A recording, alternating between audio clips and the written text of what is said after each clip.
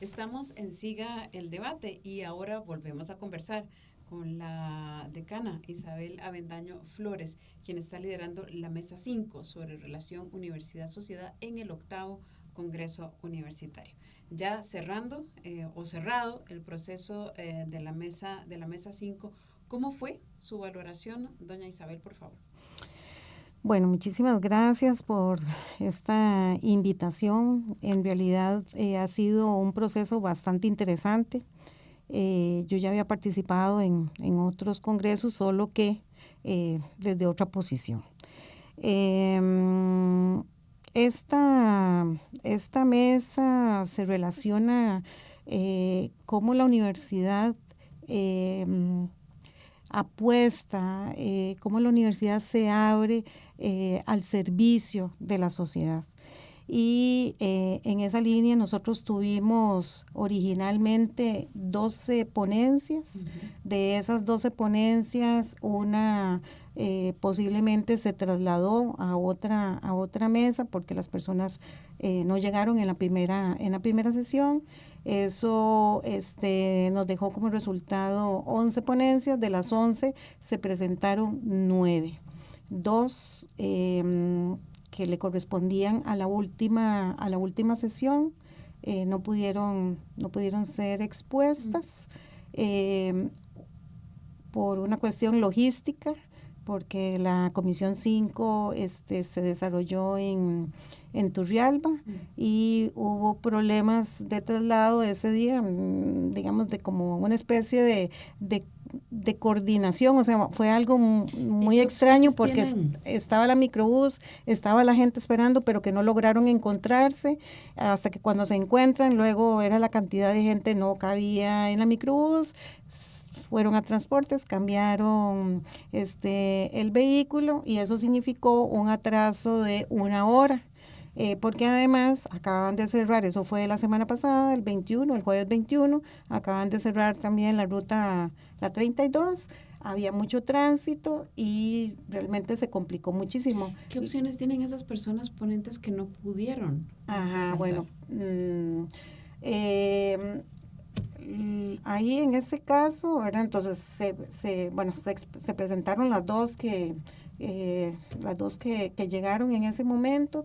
Teníamos 1 hora de atraso, ya se sabía que teníamos un tiempo límite porque ese día también la sede cumplía su aniversario. La gente que participaba virtualmente de la sede de Guanacaste también no podía pasar desde de las 12 del día. Y había una persona de la sede del sur. ¿Qué pasa en esos casos? Bueno, al final de la sesión se votó si en esta semana se abría la posibilidad de, o sea, si la gente asumía la responsabilidad de llegar en alguno de estos días de esta semana, que era como el tope que había establecido la organización del Congreso para presentarse. Por mayoría se decidió no hacer otra sesión más esta semana, de tal manera que esas dos ponencias lamentablemente no pudieron ser presentadas. ¿Y cuáles temas fueron esas dos ponencias? Uno de ellos era sobre comunicación de la ciencia, de don señor Parral, y otro de dos profesores, una profesora y un profesor de la sede del sur, sobre, ya le voy a decir específicamente porque a uno se le olvida, pero tiene relación con la accesibilidad de la aplicación de la prueba de admisión, ¿verdad? La prueba de aptitud académica en lengua materna para poblaciones indígenas. Aprovechando que estamos sobre las temáticas, ya cerrado el proceso, ¿cuál es su valoración como líder de esta discusión de relación universidad-sociedad con respecto al fondo de las ponencias presentadas y discutidas? Bueno, vamos a ver, había un conjunto de temáticas que que se plantearon originalmente, ¿verdad? Relacionadas con el proceso de admisión y equidad de acceso, el impacto y la vinculación con el entorno social, interacción dialógica entre universidad y sociedad, contribución de la solución de problemas complejos del país, vinculación externa e internacionalización.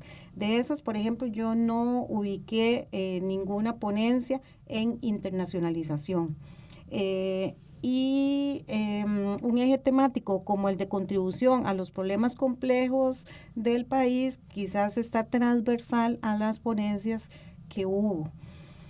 A mí me pareció muy interesante que 3 de las ponencias se hayan, la tendencia haya sido hacia la prueba de aptitud académica, ¿verdad? Hacia el examen de admisión como una forma de darle accesibilidad a diferentes grupos, ¿verdad? Sobre todo los grupos que no están accediendo a la universidad y sobre todo 2 de ellas que tuviesen relación con población indígena e incluso en lengua materna, ¿verdad? Eso por una parte. Lo otro que me pareció muy interesante dentro de esto es que hubo varias ponencias relacionadas con la juventud universitaria como agentes de cambio, de fortalecimiento de su liderazgo para la transformación social, es decir, cuáles ponencias que se presentaron y se aprobaron. Una de ellas, bueno, de las 3, 2 se aprobaron, porque de las 11 que quedaron, ¿verdad? Solo una no se aprobó, ¿verdad?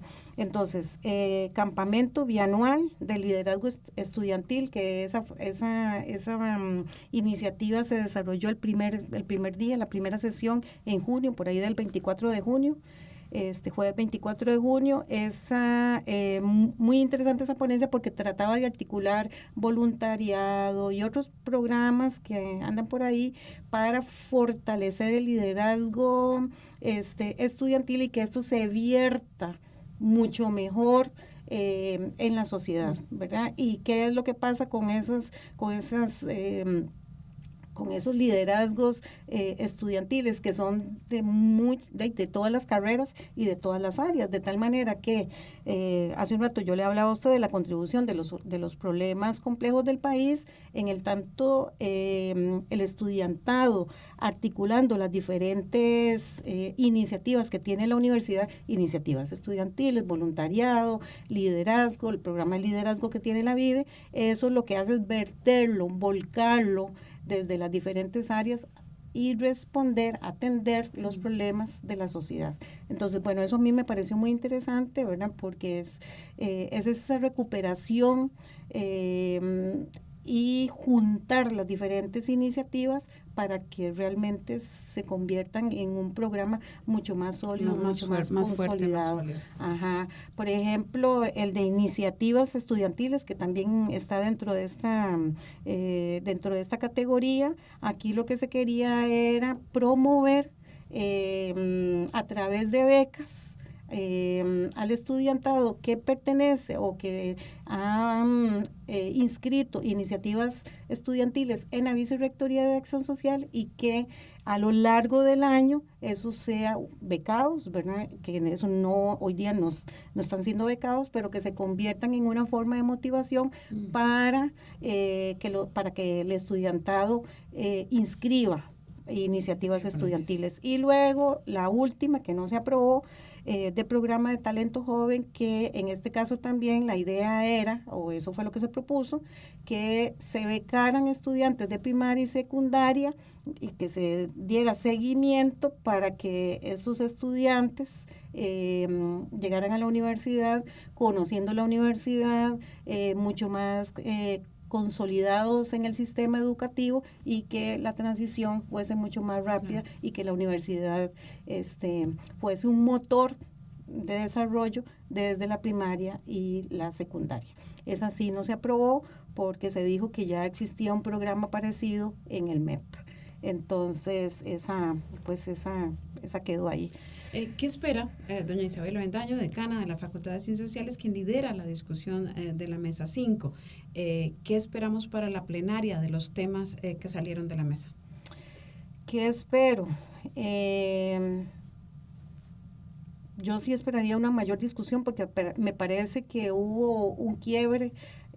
No sé, a veces tengo la sensación de que las ponencias requerían un poquito más de madurez en su formulación, porque a veces teníamos un título y a la hora de exponer era otra cosa, otra intención.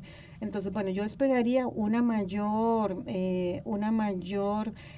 reflexión, una mayor discusión, un mayor análisis de esas ponencias, ¿verdad? Porque se aprobaron muchas cosas, pero la gente creo que estaba un poco aturdida, a veces no se entendía muy bien qué era lo que querían las personas presentar. Me parece que también aquí hay un problema porque las personas congresistas no leían las ponencias, entonces llegaban ahí por primera vez y no encontraban cuál era el objetivo que planteaban las propuestas. Entonces creo que yo sí esperaría que haya gente que llegue ahí con unas ganas de entender cuáles son esas necesidades que cada una de estas importantes ponencias planteó para atender alguna y dar respuesta a alguna necesidad en términos generales, ¿verdad? De la universidad en su relación con la sociedad. Pero en términos generales me parece que esas ponencias más bien de alguna forma son muy fragmentadas, muy aisladas, no hay una mirada integral de la universidad, sino que son baches que llenan problemas que no hemos podido atender a lo interno de la universidad y que quizás atendiendo esas necesidades, atendiendo esos problemas que estamos teniendo internamente, nuestra atención y vinculación con la sociedad sea mucho más fuerte. Eso es lo que yo esperaría. Entonces, esperaría una mayor discusión. ¿Para qué? Para que realmente esas ponencias mejoren nuestra estructura, nuestra arquitectura orgánica y que eso se vuelque por el bien común. ¿Verdad? Ahora, como le pregunto, para ir cerrando, le hago esta pregunta como decana de la Facultad de Ciencias Sociales de la Universidad de Costa Rica. ¿Son las ponencias presentadas en la mesa de relación universidad-sociedad responden a lo que la sociedad actualmente está demandando de esta institución pública? Quizás en algunas ponencias sí, ¿verdad? Pero creo que más bien responden a lo que la universidad está necesitando para poder atender mejor las necesidades de la sociedad. Y por último, la experiencia de la mesa que fue regionalizada, que fue virtual también, que fue una novedad en este 8º Congreso Universitario. ¿Alguna sugerencia de mejora, la experiencia vivida? Bueno, en realidad la virtualidad solo fue para efectos de que la gente de Guanacaste y de la sede del sur, bueno, la sede de Guanacaste, la sede regional de Guanacaste y la sede regional del sur pudiesen participar y votar, pero no hubo discusión. Por ejemplo, si estas ponencias que faltaron de exponer, si hubiera permitido exponerlas, hacer una sesión virtual, hubiese sido muchísimo mejor porque entonces hubiéramos podido atender toda la comisión en su sentido pleno, pero no fue así. Bueno, eso por una parte. Ahora, esa participación de Guanacaste y del sur pudo haber sido mucho más nutrida porque a veces teníamos una persona, o sea, una organización logística para que una persona de una sede participara. Entiendo, por supuesto, que una persona es importante, pero más bien no se le saca provecho para que la participación hubiese sido mucho más nutrida, porque una de las cosas que siempre nos falló en esto fue el tiempo de espera para tener quórum, ¿verdad? Entonces, más bien me parece que esa posibilidad se desaprovechó, ¿verdad? Ahora, por ejemplo, para alguien como yo y para la formación que yo tengo, ir a la sede del sur, a mí me encantó, o sea, me pareció fabuloso y algunos de nosotros nos pareció lindísimo ir a la sede, a la sede del Atlántico, no a la del sur, a la del Atlántico. La hospitalidad fue buenísima. La participación estudiantil fue muy buena de la sede, pero significa también una inversión de un día prácticamente, porque hay que salir de aquí antes de las 6 de la mañana, a las 5:45, por ejemplo, para llegar allá a las 8 de la mañana, esperar quórum, esperar hasta las 9 de la mañana, 8:30 de la mañana, ya se atrasa todo el programa. Entonces, tiene sus cosas buenas en cuanto a la inclusión de las sedes de una manera virtual y todo esto, pero no se da plenamente esa virtualidad, porque si lo hubiéramos hecho virtual, toda la participación, la gente que no pudo presentar porque tuvo problemas de logística para trasladarse de Golfito hacia Turrialba, hubiera presentado sin tener que moverse, que ese fue el problema que tuvieron, un problema de traslados, ¿verdad? Entonces creo que ahí hay un punto de mejora para los próximos congresos que podríamos revisar, pero me parece que fue muy bonito esto de ir en el caso de nosotros, a Turrialba, y otra gente que fue a San Ramón. Fue muy agradable, y también viceversa, ¿verdad? Tuvimos mucha gente, por ejemplo, ayer hubo una sesión que parece ser que tuvo muchos problemas y fue gente de Turrialba que se quedaron sin exponer. Pero yo creo que sí cabe y merece desarrollar mucho más esta posibilidad alternativa de la virtualidad. Bueno, y la otra cosa que sí, perdón, y muy rápidamente, quizás es el tema de votación lo que más nos atrasó, ¿verdad? Porque con el aparatito, con el clicker, la gente estaba presente y dispositivos listos y la gente no votaba y había que repetir 1, 2, 3 veces las votaciones y eso era 15 minutos y listos y ahora.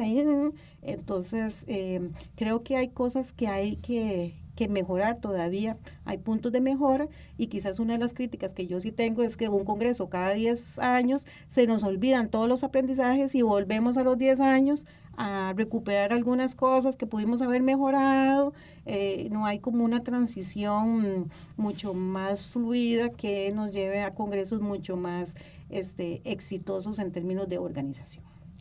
Eso fue